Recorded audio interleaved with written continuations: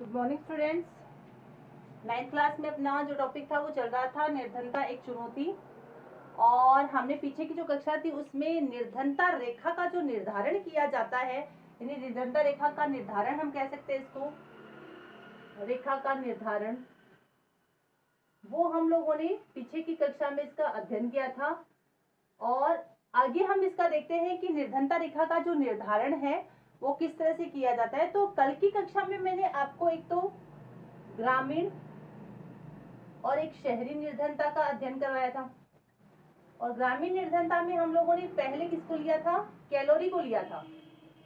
Calorie यानी गांवों की जो कैलोरी है वो कितनी निर्धारित है, और शहरों में एक व्यक्ति की कितनी कैलोरी निर्धारित है हर दिन की। तो सबसे पहले हम देखते हैं ग्रामीण। तो गांवों में कितनी कैलोरी थी, और इसके बाद में व्यय, ये 3 पॉइंट आए थे। ठीक है, तो ग्रामीण में ये 3 पॉइंट आए थे।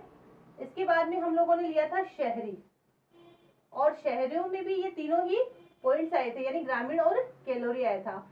तो यहाँ हम ले लेते हैं ग्रामीण और यहाँ हम ले लेते हैं शहरी। तो चलिए, अगर ग्रामीण कैलोरी की बात हम लोगों ने की थी, यानी निर्धनता रेखा का जो निर्धारण हम लोगों ने किया था, वो का पैमाना हम लोगों ने ये माना था कि एक तो प्रतिदिन इतनी कैलोरी मिलनी चाहिए, और एक प्रति माह व्यक्ति को अपने ऊपर इतना खर्च करना चाहिए। ये हम लोगों ने क्या माना था? निर्धनता रेखा का पैमाना माना था। तो अगर मैं बात करती हूँ ग्रामीण कैलोरी की और शहरी कैलोरी की, तो ग्रामीण जो कैलोरी थी वो कितनी मानी गई थी? 2400 प्रतिदिन। और जो शहरी कैलोरी थी वो कितनी मानी गई थी प्रतिदिन? 2100। ये कब के आंकड़े थे? ये 2011 और 2012 के अनुसार है ये आंकड़े, यानी ये आंकड़े जो निर्धनता रेखा का निर्धारण करने के लिए सामने आए थे, ये 2011 और 12 के अनुसार है। अब हम देखते हैं कि इसके अंतर्गत जो व्यय किया गया था वो कितना था? तो 846, और इसमें हमने माना था 1000 रुपए प्रति माह के हिसाब से ये हुआ था। अब प्रश्न अपने पास ये आता है कि भाई इतना अंतर क्यों, यानी कैलोरी की अगर हम बात करते हैं तो इतना अंतर किस तरह से आ सकता है? तो देखिए कि जो ग्रामीण लोग हैं वो शारीरिक श्रम ज्यादा करते हैं तो उनको कैलोरी अधिक ज्यादा चाहिए। शहरी क्षेत्र के लोग हैं जो थोड़ी मेहनत कम करते हैं, शारीरिक श्रम कम करते हैं, तो उनको कम कैलोरी की आवश्यकता होती है। अगर हम व्यय की बात करते हैं तो शहरों की अपेक्षा गांवों की अपेक्षा शहरों में चीजें जो होती है वो कैसी होती है? महंगी होती है। तो इस तरह से हम ये कह सकते हैं कि जो शहरी लोगों का प्रतिमाह का खर्चा है वो ग्रामीण की अपेक्षा क्या आता है? अधिक आता है। एक तो हमने ये लिया। और इसके बाद में हम भारत में गरीबी का की माप की अगर हम बात करते हैं, ये आपकी किताब में नहीं दिया हुआ है, अलग से बता रही हूँ मैं आपको ये, कि भारत की अगर हम बात करते हैं तो भारत में सर्वप्रथम जो गरीबी का मापन के लिए प्रयास किया गया था, सर्वप्रथम गरीबी के मापन का प्रयास किसके द्वारा किया गया था? दादा भाई नौरोजी के द्वारा किया गया था। अर्थशास्त्री थे ये, और इसने मतलब भारत के अर्थशास्त्री थे। स्वतंत्रता से पहले ही इन्होंने भारत में गरीबी के मापन का प्रयास किया था, दादा भाई नौरोजी। ये आप लोगों ने 8वीं क्लास में भी पढ़ा था, आर्थिक निर्गमन का सिद्धांत दिया था इन्होंने, दादा भाई नौरोजी। और इन्होंने ये प्रयास कब किया? 1868 ईस्वी में किया। ये प्रयास उन्होंने 1868 ईस्वी में किया। अब हम करते हैं स्वतंत्रता के बाद में। तो स्वतंत्रता के बाद में भी क्या हुआ कि गरीबी रेखा का निर्धारण और गरीबी को परिभाषित करने के लिए 1962 ईस्वी में योजना आयोग द्वारा एक दल का गठन किया गया। अब हम बात करते हैं कि ये तो स्वतंत्रता से पहले की बात है। अब हम बात करते हैं स्वतंत्रता के बाद भारत में जो गरीबी का निर्धनता का रेखा का जो निर्धारण था वो किसके द्वारा किया गया था? तो हम इसकी बात करते हैं 1962 में। 1962 ईस्वी में योजना योजना आयोग के द्वारा योजना आयोग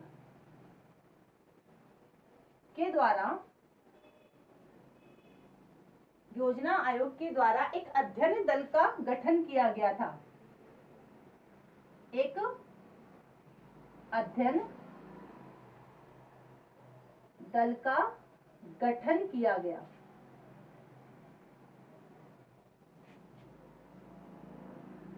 कहने की बात है कि भारत में सबसे पहले जो गरीबी मापन का कार्य स्वतंत्रता से पहले 1868 में हुआ। स्वतंत्रता के बाद में भी इसका निर्धारण जारी रहा और 1962 में योजना आयोग, 1950 में इसका निर्माण किया गया था योजना आयोग का, और उनके द्वारा एक अध्ययन मतलब गरीबी का अध्ययन करने के लिए एक दल बनाया गया था, जिसके द्वारा भारत में गरीबी का स्वतंत्रता के बाद में अनुमान लगाया गया और इसका निर्धारण किया गया।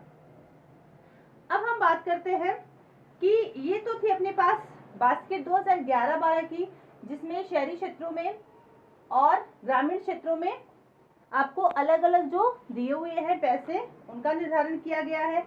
अब हम बात करते हैं यहाँ पर कि ये जो कैलोरी निर्धारित की गई थी वो किसके अनुसार की थी।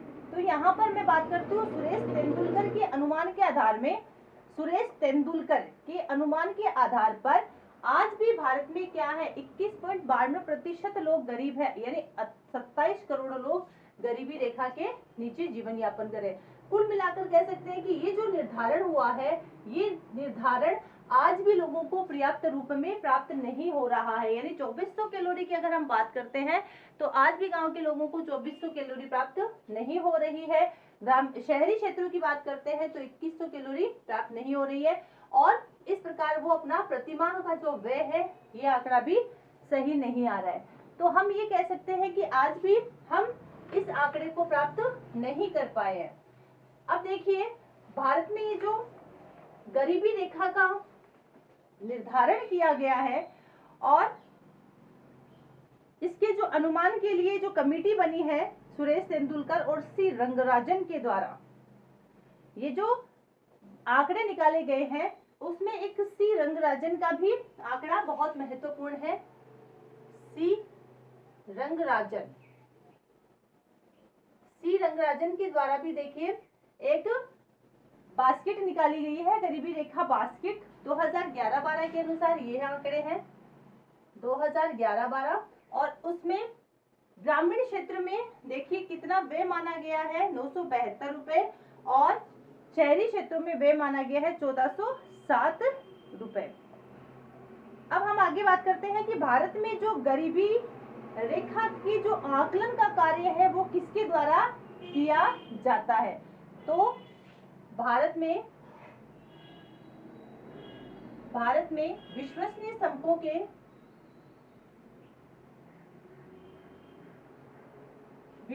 समकों के संकलन का कार्य समकों के संकलन का कार्य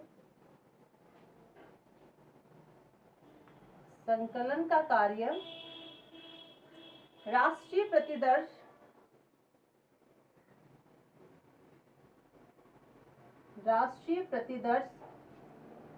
सर्वेक्षण संगठन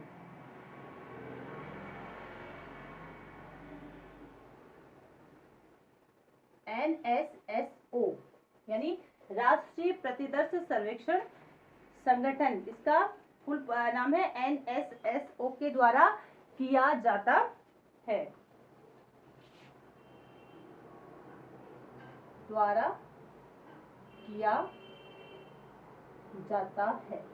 कुल मिलाकर बात यह है कि भारत में जो गरीबी रेखा का निर्धारण है उसके जो आंकड़े इकट्ठे किए जाते हैं व्यय का, कैलोरी का, इनका, तो कौन सी संस्था है जो इनके आंकड़ों को इकट्ठा करती है, और वो कौन सी है NSSO, यानी राष्ट्रीय प्रतिदर्श सर्वेक्षण संगठन।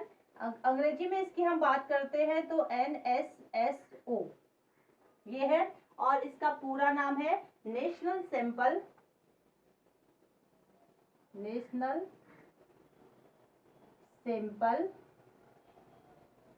नेशनल सैंपल सर्वे ऑर्गेनाइजेशन, सर्वे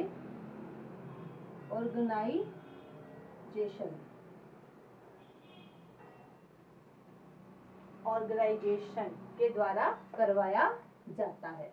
ये बात आपको अपनी नोटबुक में नोट करनी है कि भारत में जो गरीबी रेखा का निर्धारण और इसके जो आंकड़े इकट्ठा करने का कार्य है वो किसके द्वारा किया जाता है, तो वो NSSO के द्वारा किया जाता है। अब हम बात करते हैं निर्धनता के अनुमान, यानी आपके जो चैप्टर में इसके बाद में जो पॉइंट है वो है निर्धनता के अनुमान।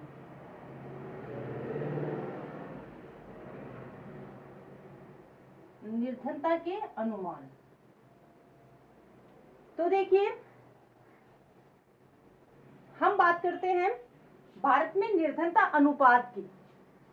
हम भारत में निर्धनता अनुपात की बात करते हैं।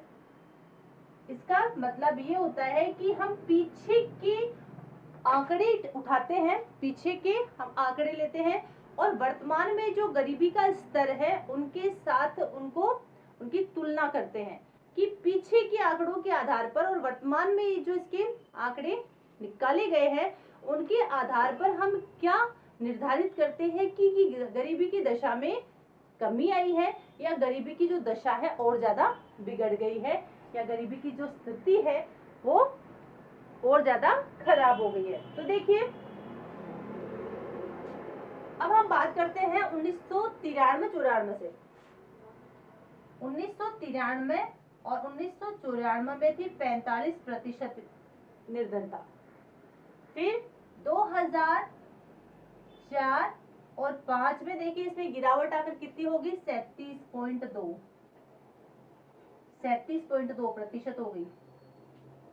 ठीक है, फिर 2011-12 की अगर हम बात करते हैं तो ये कितनी हो गई, 22%। तो ये अपने पास किस बात के अनुमान है, निर्धनता के अनुमान क्या है कि जहां 1993-94 में ये 45% थी, वहां धीरे धीरे इसमें क्या हो रही है, गिरावट आ रही है। यानी हम निर्धनता रेखा की जो काल्पनिक रेखा है उससे ऊपर उठ रहे हैं, उससे नीचे नहीं जा रहे हैं बल्कि उसके ऊपर जा रहे हैं। और निर्धनता रेखा का ये जो अनुमान है ये इस बात का स्पष्ट संकेत देता है कि भारत में गरीबी के स्तर में निरंतर गिरावट आ रही है। यदि यही प्रवृत्ति रही तो अगले कुछ वर्षों में ये 20% से भी नीचे आ जाएगी। यानी 11-12 के आंकड़े अपने पास है और वर्तमान में अगर हम 19-20 के आंकड़े निकालें इनके तो ये 20% से भी नीचे के आंकड़ों में आएगी। यद्यपि निर्धनता रेखा से नीचे रहने वाले लोगों का प्रतिशत पहले के दशकों में गिरा है, परंतु ये जो वृद्धि हो रही है, ये जो गिरावट आ रही है, ये वर्तमान आंकड़ों के हिसाब से बहुत धीमी गति से हो रहा है। तो हमें एकदम तीव्र गति से निर्धनता के जो अनुमान निकलते हैं या जो निर्धनता की गिरावट है उसे और ज्यादा बढ़ाना पड़ेगा। तो आपके पास देखिए एक आ रहा है, मैं डायग्राम दिखाती हूँ आपको बना हुआ, तो किस तरह से निर्धनता एक चुनौती बनी हुई है। तो देखिए निर्धनता अनुपात दिया हुआ है और निर्धनों की संख्या दी हुई है। तो देखिए 1993-94 में दिखा है ग्रामीण निर्धनता अनुपात 507, शहरी 32, योग 42 होता है इनका। फिर इसके बाद में इनके संयुक्त योग ग्रामीण और शहरी निर्धनों की संख्या दिखाई गई है। और धीरे धीरे हम इसमें देखते हैं तो निर्धनता की गिनती में क्या आ रही है, गिरावट दिखाई दे रही है। अब यहाँ पर हम दूसरी बात करते हैं कि जो निर्धनता एक चुनौती है, तो सामाजिक समूह व आर्थिक वर्ग यानी असुरक्षित समूह जो है उनके हिसाब से अगर हम भारत में निर्धनता का अनुपात देखें तो असुरक्षित जो समूह आते हैं अनुसूचित जाति अनुसूचित जनजाति के, उनमें ये आंकड़ा अभी भी बहुत ज्यादा ऊपर उठा हुआ है। तो हमें इस आंकड़े को कम करने की आवश्यकता है। तो अगला अपना जो बिंदु रहेगा वो इन्हीं को लेकर रहेगा, जो हमारे समाज के असुरक्षित समूह हैं, जो अभी भी गरीबी रेखा के नीचे जीवन यापन कर रहे हैं, हमें उनको लेना पड़ेगा, उनमें सुधार करना पड़ेगा, जिसकी वजह से ये जो अनुमान है निर्धनता के अनुपात के, ये अपने आप ही सुधर जाएंगे। तो अपना अगला जो बिंदु है वो है असुरक्षित समूह, कि समाज की वो असुरक्षित समूह जो आज भी निर्धनता में जीवन यापन करते हैं। तो अगला बिंदु है असुरक्षित समूह।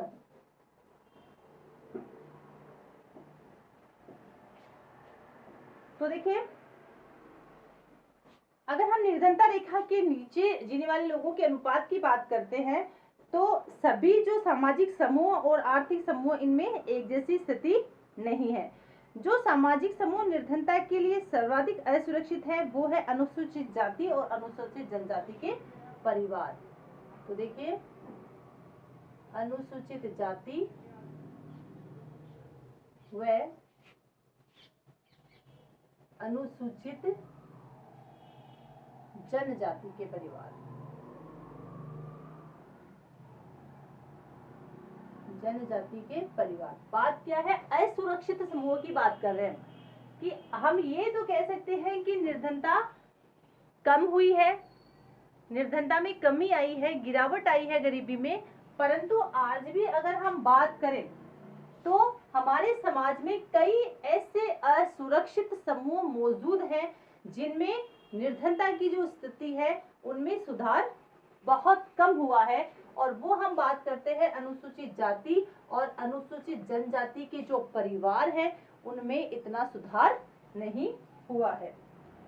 इसी प्रकार आर्थिक समूह में सर्वाधिक असुरक्षित समूह ग्रामीण। इसके अलावा अगर हम बात करते हैं तो ग्रामीण कृषक यानी किसान, ग्रामीण कृषि व श्रमिक परिवार, श्रमिक परिवार जो समाज के असुरक्षित समूह हैं जिनमें निर्धनता में कमी नहीं आई है। और इसके साथ ही नगरीय अनियत, अनियत का मतलब जो नियमित नहीं है वो मजदूर। प्रश्न देखिए क्या उठ सकता है यहाँ पर कि समाज के वो असुरक्षित समूह कौन कौन से हैं जिनमें अभी भी निर्धनता की स्थिति में सुधार नहीं हुआ है। तो अनुसूचित जाति जनजाति, गांव का जो किसान है वो, और गांव में जो श्रमिक परिवार है वो, इसके साथ साथ जो नगर का मजदूर है जिसे नियमित मजदूरी प्राप्त नहीं होती है वो। ये सब किसकी गिनती में आते हैं, असुरक्षित समूह की गिनती में आते हैं जिनमें निर्धनता की श्रेणी में सुधार कम हो रहा है। तो इस प्रकार हमें ये निकालना पड़ेगा कि असुरक्षित समूह कौन कौन से हैं, इनके नाम करके इनके आगे का हम वर्णन जारी करेंगे, रखेंगे। तो इस तरह से आपके पास हमें आज असुरक्षित समूह तक का ही अध्ययन करेंगे। ये थोड़ा जो निर्धनता वाला पार्ट है ये मैं ये कह सकती हूँ कि ये थोड़ा सा टफ है क्योंकि इसमें आंकड़े वगैरह बताने पड़ते हैं। लेकिन ये जो टॉपिक है अगर हम निर्धनता के हिसाब से इसको पढ़ते हैं तो बहुत इजी है। बस थोड़े से जो एनएसएसओ के द्वारा आंकड़े निर्धारित किए जाते हैं, इकट्ठा किए जाते हैं इनकी सूचियां, उनके जो थोड़े से आंकड़े होते हैं उनमें आपको याद रखना है। बाकी इसमें कोई ऐसी कठिनाई वाली बात नहीं है। तो आज हम गृह कार्य के रूप में आपको मैं प्रश्न दे रही हूँ, ये प्रश्न आपको करना है। वैसे तो ये प्रश्न आ भी चुका है पर आपको मतलब इसका टॉपिक आ चुका है, आपने पढ़ लिया है, तो उसी के आधार पर हम करेंगे इसको। भारत में निर्धनता रेखा का आकलन कैसे किया जाता है, ये कल की कक्षा में भी हो गया था, आज भी हो गया था। भारत में निर्धनता रेखा का आकलन कैसे किया जाता है।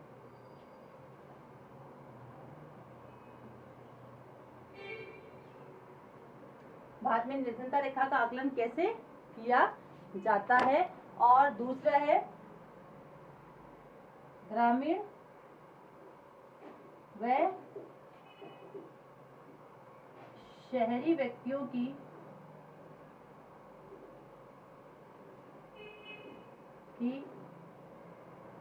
प्रतिदिन की कैलोरी बताइए।